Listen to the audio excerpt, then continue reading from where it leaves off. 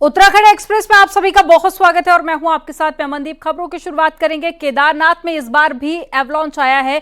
केदार मंदिर के पीछे पहाड़ी पर बर्फ का सफेद गुबार दिखाई दे रहा है और जानकारी के मुताबिक ये एवलांच गिरने का वीडियो है और इस तरह के एवलांच अक्सर गिरते देखे गए हैं। ये तस्वीरें आपको दिखा रहे, एक्सक्लूसिव तस्वीरें आप देखिए जो किसी ने अपने मोबाइल फोन में कैद कर लिए हैं। और अक्सर देखा जाता है केदारनाथ में इस तरह के एवलांच आते हैं और देखिए बर्फ का ये गुबार किस तरह से नीचे की तरफ पड़ता जा रहा है और बड़ी संख्या में लोग भी केदारनाथ पहुंच रहे हैं दर्शन करने के लिए। ऐसे में सुरक्षा के कड़े इंतजाम भी किए गए हैं।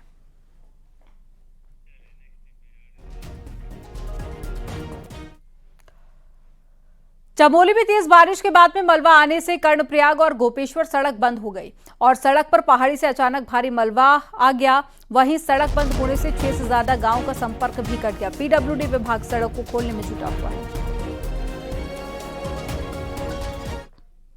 ये तो आप देख लो ना, इनको कहां फेंको। उत्तराखंड के 6 जिलों के लिए मौसम विभाग ने भारी से भारी बारिश का अलर्ट जारी कर दिया है। मौसम विभाग के अनुसार देहरादून, नैनीताल, पौड़ी, चंपावत, ऊधम सिंह नगर और साथ ही हरिद्वार में 1 जुलाई यानी कि कल से भारी बारिश हो सकती है, जबकि 4 जुलाई तक पूरे प्रदेश में बारिश रहेगी।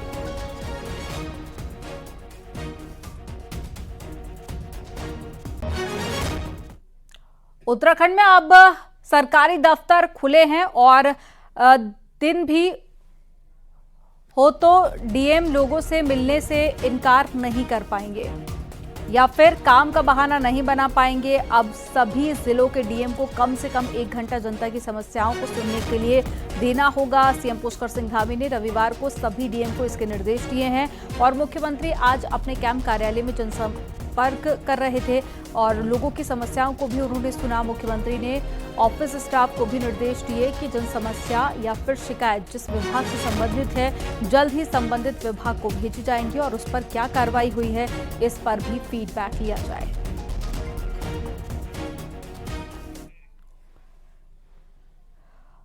मुख्यमंत्री पुष्कर सिंह धामी ने रविवार को सरकार में जिम्मेदारी संभाल रहे सभी दायित्वधारियों से अपने आवास पर मुलाकात की।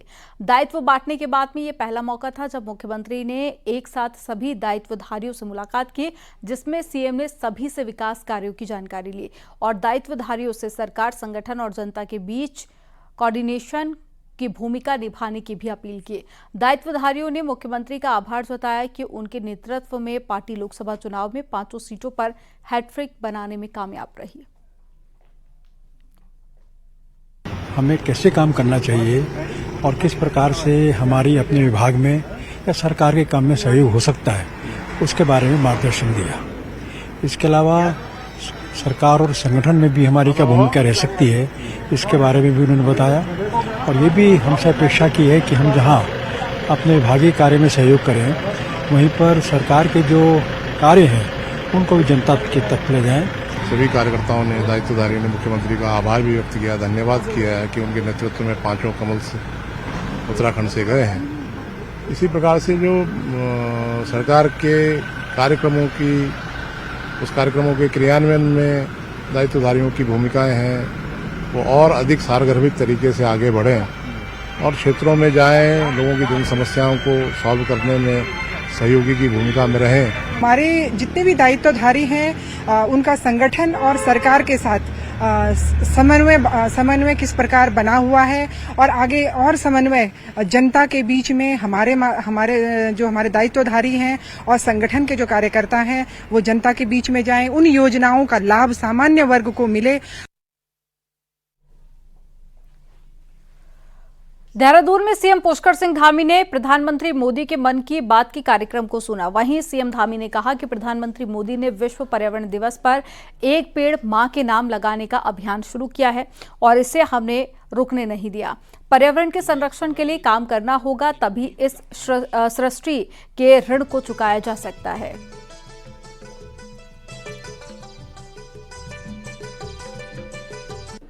तो हमारे प्रधानमंत्री जी ने जो हमसे एक अनुरोध किया है कि हम सबको 1 पेड़ मां के नाम लगाना है। इस बार जो हमारा ये मानसून का सीजन आ रहा है, वर्षा का सीजन आ रहा है, इस वर्षा के सीजन में हम सबको वृक्षारोपण के कार्यक्रम में भाग लेना है। पौड़ी गढ़वाल से बीजेपी सांसद और राष्ट्रीय मीडिया प्रमुख अनिल बलूनी ने रामनगर में प्रधानमंत्री मोदी के मन की बात के कार्यक्रम को सुना। इस दौरान अनिल बलूनी ने कहा कि वह यहां रामनगर की जनता को धन्यवाद करने के लिए आए हैं। उन्होंने जनता को भरोसा दिलाया कि चुनाव में उनके द्वारा किए गए सभी वादे पूरे किए जाएंगे। उन्होंने कॉर्बेट नेशनल पार्क को वन्यजीव पर्यटन के क्षेत्र में राजधानी बनाने की बात कही। रामनगर के लोगों का आभार, रामनगर के लोगों का धन्यवाद करने आए हैं और ये भी विश्वास दिलाने आए हैं कि रामनगर के लोगों ने जो वादे किए हैं उन सब वादों को पूरा करेंगे। रामनगर को विश्व में, भारत में नहीं विश्व में वन्य जीव जो हमारा पर्यटन है उसकी राजधानी बनाना है। यहाँ एयर कनेक्टिविटी कैसे और अच्छी तरह से हो, रेल कनेक्टिविटी कैसे बढ़े, रोड कनेक्टिविटी को और बेहतर किया जाए, जिस तरह से बड़ी संख्या में पर्यटक आएँ और बेरोजगारी की समस्याओं को इसके माध्यम से हल किया जाए, उसके लिए खाका तैयार कर रहे हैं। जल्दी आप लोगों के साथ साझा भी करेंगे।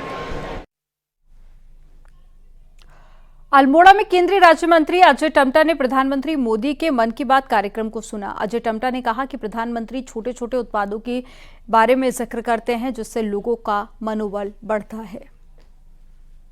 मन की बात के माध्यम से पूरे देशवासियों में एक नई ऊर्जा का विस्तार होता है। बहुत सारे लोग जो सामाजिक क्षेत्र में काम करते हैं, विभिन्न प्रकार की प्रतिभाएं, विभिन्न प्रकार के नए प्रकार की ऐसी चीज़ें बनाते हैं जिससे समाज में परिवर्तन होता है। उसको माननीय प्रधानमंत्री जी के मुखार बिंदु से सुन करके हम सभी का मनोबल ऊंचा होता है। कांग्रेस प्रदेश अध्यक्ष करण माहरा चमोली के दौरे पर हैं और कांग्रेस प्रत्याशी लखपत बुटोला के पक्ष में प्रचार कर रहे हैं। इस दौरान माहरा ने कहा कि बीजेपी उम्मीदवार राजेंद्र भंडारी को भगोड़ा प्रत्याशी कहा और करण माहरा ने कहा कि उनके भागने के संकेत कांग्रेस को पहले ही मिल चुके थे जब उन्होंने राष्ट्रपति चुनाव के दौरान भाग नहीं लिया। वहीं बीजेपी का कहना है कि राजेंद्र सिंह भंडारी प्रधानमंत्री नरेंद्र मोदी की जन कल्याणकारी नीतियों से प्रेरित होकर बीजेपी में शामिल हुए थे। आज उनको अपनी आइडियोलॉजी का कोई कैंडिडेट नहीं मिला, एक भगौड़े को उन्होंने टिकट दिया है। सही और गलत का ये चुनाव है, इसलिए भी जरूरी है और मैं खुश हूँ कि कांग्रेस के सारे नेतृत्व आज इस सीट पे काम कर रहा है और सब एकता के साथ काम कर रहे हैं। मुझे लगता है परिणाम सुखद होगा। इस उपचुनाव को जीतने जा रही है, इसलिए कांग्रेस के या अन्य लोग घबरा करके अनर्गल बयानबाजी कर रहे हैं और भारतीय जनता पार्टी के सभी कार्यकर्ता तन मन और धन से प्रत्याशी को जिताने के लिए लगे हुए हैं। शनिवार को लद्दाख पे T-72 टैंक को नदी पार करवाते वक्त हुए हादसे में भारतीय सेना के 5 जवान शहीद हो गए थे, जिनमें से एक शहीद भूपेंद्र नेगी पौड़ी के रहने वाले थे। उनकी शहादत की खबर के बाद में गांव में शोक की लहर है। रिपोर्ट आपको दिखाते हैं। पौड़ी जिले के बिशल्ड गांव का लाल TFR भूपेंद्र नेगी देश सेवा में शहीद हो गए। शहादत की खबर के बाद परिवार वालों का रो रो कर बुरा हाल है और पूरे गांव में शोक की लहर है। भूपेंद्र नेगी अपने पीछे अपनी 3 बहन, अपने पिता और पत्नी समेत 2 बेटी और एक बेटे को छोड़ गए हैं। शहीद भूपेंद्र 18 साल से सेना में सेवा दे रहे थे। भूपेंद्र नेगी जो थे वो हम साथ ही पढ़े हैं, बचपन से साथ खेले हैं, कूदे हैं। काफी मतलब अच्छा व्यवहार था उसका, खुश मिजाज दिल का आदमी था। पिछले साल आया था घर तो मिला था हमें, बोल रहा था कि अभी प्रमोशन हुआ है तो लद्दाख में ट्रेनिंग चलेगी, वहाँ ड्यूटी कर रहा था। फोन भी आते रहते थे बीच में, काफी वीडियो भी बनाता था। भूपेंद्र नेगी की शहादत ने पूरे परिवार को तोड़ कर रख दिया है। बेटियां अपने पिता को याद कर रही हैं और पूरे परिवार के आंसू रुकने का नाम नहीं ले रहे। शहीद भूपेंद्र खुश मिजाज थे, आज उन्हें पूरा गांव याद कर रहा है। जो हमारे गांव का कल भूपेंद्र सिंह नेगी शहीद हुआ है, बहुत ही होनहार लड़का था। पहले तो देश की क्षति है, फिर गांव का तो है ही है, इसमें क्षति है। वो उसने हाई स्कूल इंटर यही बिसल से ही करा था, पाबो से करा, जूनियर प्राथमिक शिक्षा बिसल और हाई स्कूल उसने इंटर पाबो से करा था। शहीद भूपेंद्र का पार्थिव शरीर सोमवार को उनके गांव पहुंचेगा, जहां सैन्य सम्मान के साथ उन्हें अंतिम विदाई पाबो घाट पर दी जाएगी। वहीं गांव वाले शहीद भूपेंद्र की बातों को याद करके भावुक हो रहे हैं। जैसे पावर इंटर कॉलेज तक उसने 12वीं पास किया है। यही खेल कूदों में भी रहता था। उसकी पहले से इच्छा थी कि मैं फ़ौज में जाऊं, और पिछले साल ही वो अपनी बुआ को बोल के गया था कि मैं जिस दिन उसकी दादी ख़त्म हुई कि तो मैं उस दिन हवलदार बना, मैं सूबेदार बन के ही घर आऊँगा। रिटायरमेंट के बाद मैं गाँव में रहूँगा। पौड़ी के लाल की शहादत को सीएम पुष्कर सिंह धामी ने भी नमन किया है। शहीद भूपेंद्र भले ही आज हमारे बीच नहीं है, लेकिन उनकी शहादत को सदियों तक याद रखा जाएगा। 18 साल करीब सेना में देने के बाद अब जो भूपेंद्र नेगी हैं, उन्होंने देश हित में अपनी शहादत दी है। पूरा जो गांव है वो दुख के माहौल में है और रो रो कर गांव का बुरा हाल है। गांव के लोगों को अभी भी यकीन नहीं हो रहा कि भूपेंद्र नेगी उनके बीच अब नहीं रहे। पौड़ी से आलोक रावत, न्यूज़ 18। पौड़ी की एक महिला से 11 लाख रुपए की धोखाधड़ी करने वाले अंतर्राज्यीय गैंग के सदस्य को मथुरा से गिरफ्तार कर लिया गया। शातिर ठग ने महिला को दोगुना लोन सस्ते ब्याज दर में देने के बहाने से महिला से 11 लाख रुपए की ठगी की थी और पुलिस ने आरोपी हारून को मथुरा से गिरफ्तार कर लिया है, जिसके बाद में अब उसे जेल भेज दिया गया। द्वारा ये शिकायत की गई थी कि एक गैंग के द्वारा उनके साथ 11 लाख की साइबर धोखाधड़ी कर ली गई है। जांच करने के उपरांत हमने ये पाया कि ये गैंग मथुरा और मेवात से ऑपरेट करती है और ये लोगों को लोन दिलाने के नाम पर धोखाधड़ी करते हैं। देहरादून के झाझरा से मसूरी तक 4 लेन बाईपास के निर्माण को केंद्र की सैद्धांतिक स्वीकृति मिलते ही इसका विरोध भी शुरू हो गया है, क्योंकि इस हाईवे के लिए 6000 पेड़ काटने पड़ेंगे। एक रिपोर्ट आपको दिखाते हैं।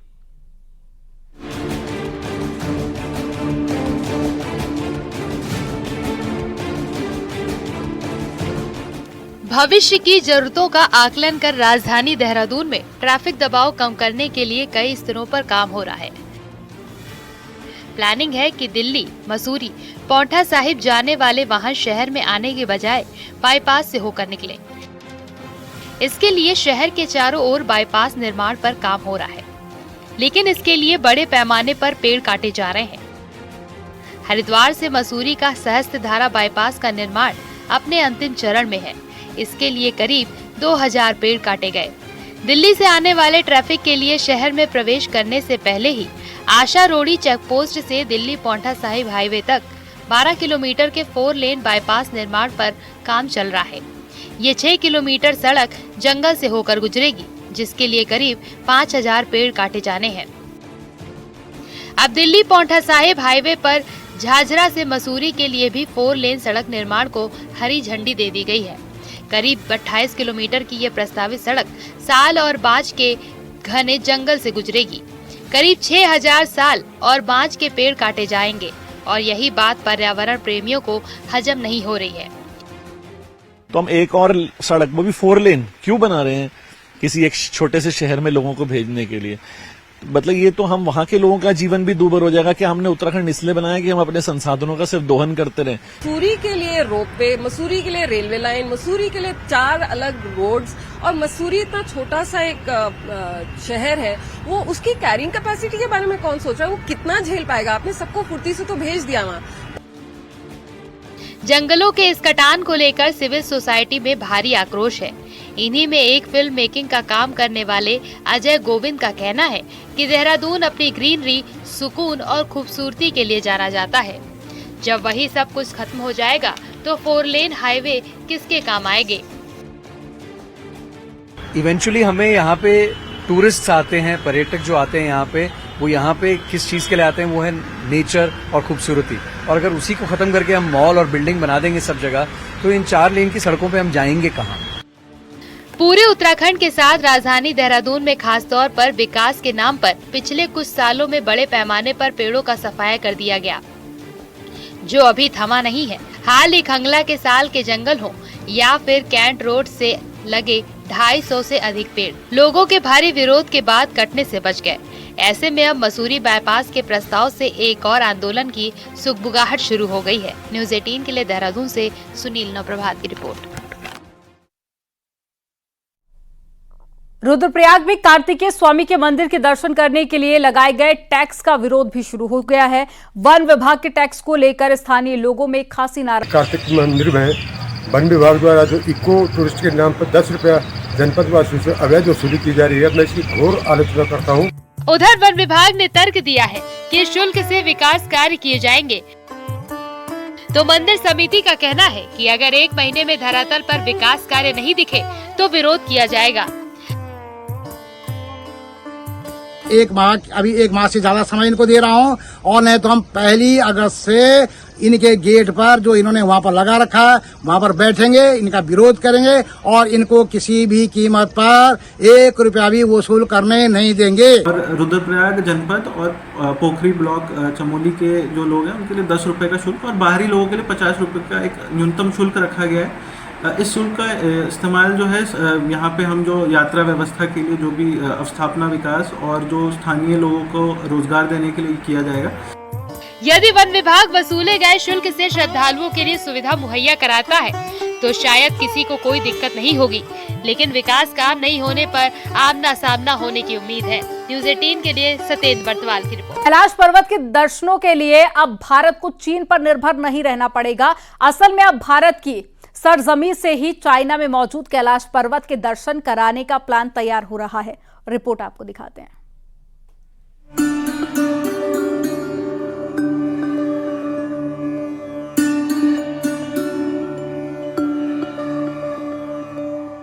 जिसकी कल्पना शायद ही किसी ने की हो, अब साकार होने जा रहा है। उत्तराखंड सरकार इसी साल सितंबर से श्रद्धालुओं को कैलाश पर्वत के दर्शन कराने जा रही है। चाइना के करीब ओल्ड लिपुलेख से विदेशी धरती पर मौजूद कैलाश पर्वत के दर्शन आसानी से होते हैं। भारत से कैलाश पर्वत के दर्शनों के लिए नाभिढांग से करीब 3 किलोमीटर की चढ़ाई चढ़नी होगी। प्रशासन ने पहले ही 3 किलोमीटर के इस रास्ते को बना लिया है। साथ ही कैलाश के दर्शनों के लिए ओल्ड लिपुलेख में एक व्यू पॉइंट भी तैयार किया जा रहा है। कि ओल्ड लिपू लेक से कैलाश दर्शन यहाँ से भारतीय भूमि से कैलाश दर्शन शुरू किए जाएंगे। इसके लिए टूरिज्म डिपार्टमेंट इसमें तैयारी कर रहा है। इसमें मेरे साथ भी एक मीटिंग की गई थी और उसमें एक SOP डिसाइड हुई है और जल्दी ही वो SOP जारी हो जाएगी और उम्मीद है इस बार सितंबर से ओल्ड लिपू लेक से कैलाश दर्शन शुरू हो जाएंगे। चीन से तनावपूर्ण रिश्तों के कारण मानसरोवर यात्रा 2020 से बंद है। दोनों देशों के बीच जिस तरह तल्खी बढ़ रही है उससे आने वाले दिनों में भी यात्रा शुरू होने के आसार नहीं है, जिस कारण भारतीय श्रद्धालु कैलाश पर्वत और मानसरोवर झील के दर्शन नहीं कर पा रहे हैं। मानसरोवर यात्रा के विकल्प में उत्तराखंड सरकार ने आदि कैलाश यात्रा शुरू की है। बावजूद इसके श्रद्धालुओं का मन भोले की धरती के दर्शन के लिए तरसता रहा, लेकिन अब उनके मन की मुराद पूरी होने जा रही है। पार्वती सरोवर के दर्शन करने के साथ ही हम आदि कैलाश के दर्शन कर सकते हैं। यहाँ हम गुंजी से नाभिढांग के पास से हम ओम पर्वत के दर्शन भी कर सकते हैं। ओल्ड लिपुलेख से कैलाश के दर्शन होने पर जहां बॉर्डर इलाके में नया पर्यटन का केंद्र स्थापित होगा, वहीं आदि कैलाश, ओम पर्वत और पार्वती लाल के दर्शनों के लिए आने वाले श्रद्धालुओं को भी नया धार्मिक केंद्र मिल सकेगा। यही नहीं, 16,000 फीट की ऊंचाई पर मौजूद इस स्थल से भोले के दर्शन होने पर चाइना पर भारत की निर्भरता पूरी तरह खत्म भी हो जाएगी। न्यूज़ 18 के लिए पिथौरागढ़ से विजय वर्धन उप्रेती की रिपोर्ट।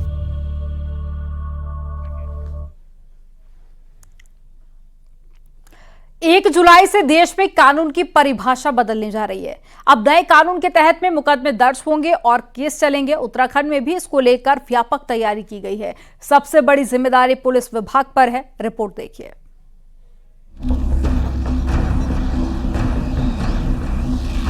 सोमवार से देश भर में ब्रिटिश टाइम से चले आ रहे इंडियन पीनल कोड की जगह भारतीय न्याय संहिता लागू होगी। इंडियन एविडेंस एक्ट की जगह भारतीय साक्ष्य अधिनियम और कोड ऑफ क्रिमिनल प्रोसीजर की जगह भारतीय नागरिक सुरक्षा संहिता लागू होगी। अब नए कानूनों के तहत ही FIR दर्ज होगी और नई धाराओं के आधार पर ही आगे की कार्रवाई होगी। उत्तराखंड पुलिस को 20 करोड़ रुपए का बजट मिला है, जिसके तहत पुलिस सबूत जुटाने के लिए टैबलेट, बॉडी वॉर्न कैमरा जैसे टेक्निकल सामान को खरीदेगी। इसके साथ ही डिजिटल सबूत को इकट्ठा करने के लिए एक नया पोर्टल और सर्वर रूम भी तैयार किया जा रहा है।